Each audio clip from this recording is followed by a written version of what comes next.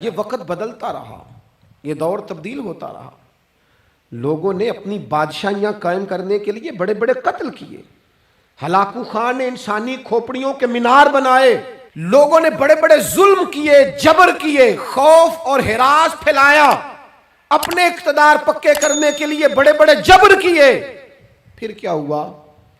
ایسی ایسی بیماریاں لگیں جن کے علاج ہی کوئی نہیں تھے دنیا میں، بھری ہوئی تجوریاں، پیسے باہر گر رہے ہیں، پر ڈاکٹر کہہ رہا ہے تیرا مرض ہی وہ ہے جس کا علاج ہی کوئی نہیں۔ اللہ تبارک و تعالیٰ کے قانون سے جب لوگ ٹکراتے ہیں پھر پاش پاش ہو جاتے ہیں۔ وقت گزرا، ٹائم یزید کا آیا،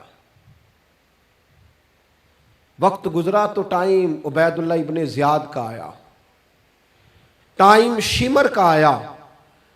1450 سال گزرنے کے بعد اس ہزاروں کے مجمع میں سے ایک ایک بچے کو حدیث یاد ہے کہ حسن اور حسین جنتی جوانوں کے سردار ہیں۔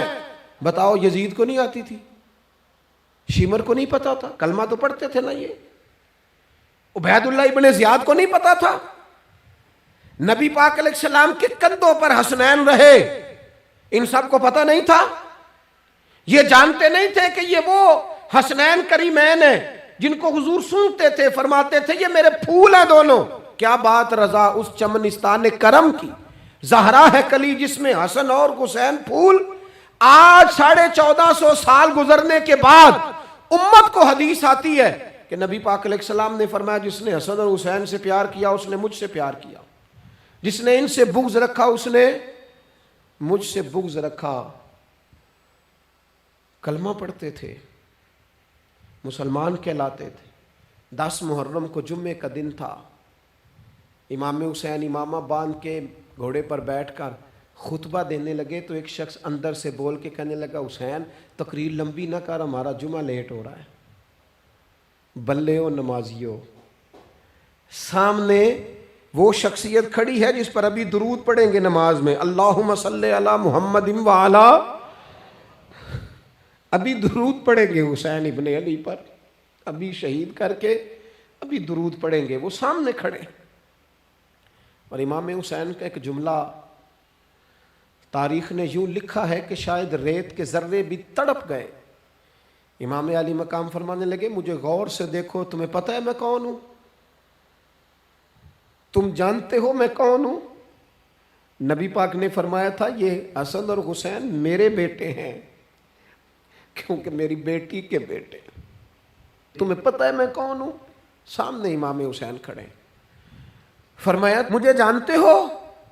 اور امام علی مقام فرمانے لگے میں تمہارے نبی کا نواسا ہوں، اور آج کے بعد تمہیں کسی نبی کا کوئی نواسا نہیں ملے گا، کیونکہ نبی پاک آخری نبی ہیں، اور جب حضور کے بعد کوئی نبی نہیں آئے گا تو کسی نبی کی اولاد کیسے ہوگی؟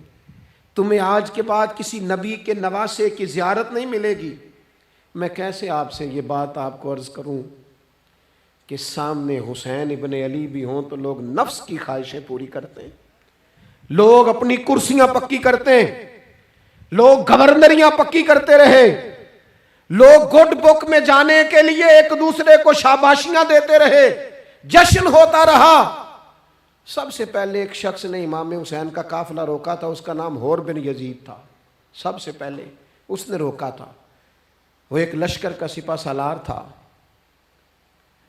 جب امام حسین رضی اللہ تعالیٰ عنہ نے خطبہ پڑھا نا تو حور یزیدی فوج میں تھا، واپس گیا اور عبید اللہ ابن زیاد سے جا کے کہنے لگا، یا جو بھی وہاں لوگ موجود تھے یزیدی فوج کے، ان سے کہنے لگا تم نے تو کہا تھا کہ صرف راستہ روکنا ہے، تم نے تو کہا تھا کہ صرف ان سے کچھ منوانا ہے، تم نے تو جب مجھے بھیجا تھا تو کہا تھا کہ بعد تھوڑے معاملات ہیں، اوہ سچ بتاؤ نبی کے نواسے کو شہید کرو گے؟ تم نے تلواریں نکال لی ہیں، نیزے نکال لیے ہیں، تیر نکل آئے ہیں، تیاری مکمل ہے، مجھے سچ بچاؤ، کیا حسین ابن علی کی گردن پر خنجر چلانے لگے ہو؟ سیدہ فاطمہ کا جگر پارا شہید ہوگا، کیا یہ خبر سچ ہے؟ یوں ہوگا؟ تو کہنے لگے ہاں تو یہی حکم ہے ہمیں، یہی تیاری ہے، یہی پروگرام ہے، یہی پلان ہے، یہی ہوگا۔ کہنے لگا میں اور آپ تو مدینے والے رسول کا کلمہ پڑھتے ہیں، تو کیا محبوب کے نواسے کو ذبح کرو گے؟ جناب علی اکبر کو، جن کا چہرہ رسول پاک سے ملتا ہے، حضرت قاسم بن حسن کو، جناب علی کے بیٹوں عباس بن علی کو، حضرت علی کے بیٹے ابو بکر بن علی کو، حضرت علی کے بیٹے عمر بن علی کو، حضرت علی کے بیٹے یہ بھی 3 کربلا میں موجود، حضرت عثمان ابن علی کو، ان کو شہید کرو گے؟ نے کہا ہاں تیاری ہو گئی ہے۔ تو سب کے ضمیر مردہ نہیں ہوتے، ہاں ہاں بڑی بڑی سخت جگہوں پہ پھول اگتے ہیں۔ حر نے جب ان سے کہا کہ تمہارا پکا ارادہ ہے، کہا پکا ارادہ ہے، تو اس نے کہا یہ زیرہ پکڑو، یہ عہدہ پکڑو، مجھے تمہارا دیا ہوا عہدہ نہیں چاہیے، حسین کے نانا کی دی ہوئی جنت درکار ہے، یہ رکھو اپنے پاس، مجھے تمہارا۔ ایڑی لگائی اس نے اور دوڑا اور امام حسین کے قدموں میں گیا، کہنے لگا حضور میں مجرم ہوں، میں خطا کار ہوں، میں نے سب سے پہلے آپ کو روکا تھا، پر مجھے قسم ہے اللہ کی میں جانتا نہیں تھا ان کا ارادہ کیا ہے، حضور بھول گیا،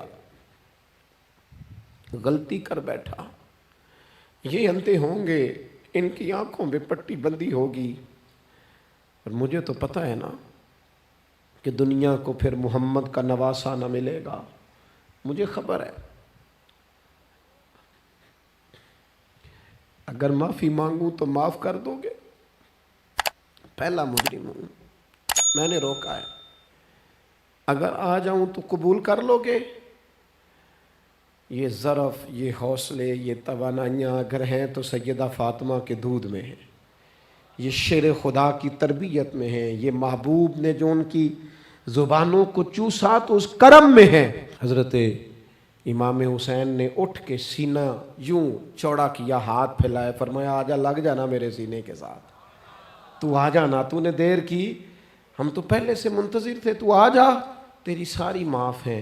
حر کے مقدر جاگے، امام علی مقام کے لشکر میں شامل ہوا۔ بعض نے لکھا ہے جو لوگ ابتدا میں شہید ہوئے امام حسین کی طرف سے، ان میں حر شامل۔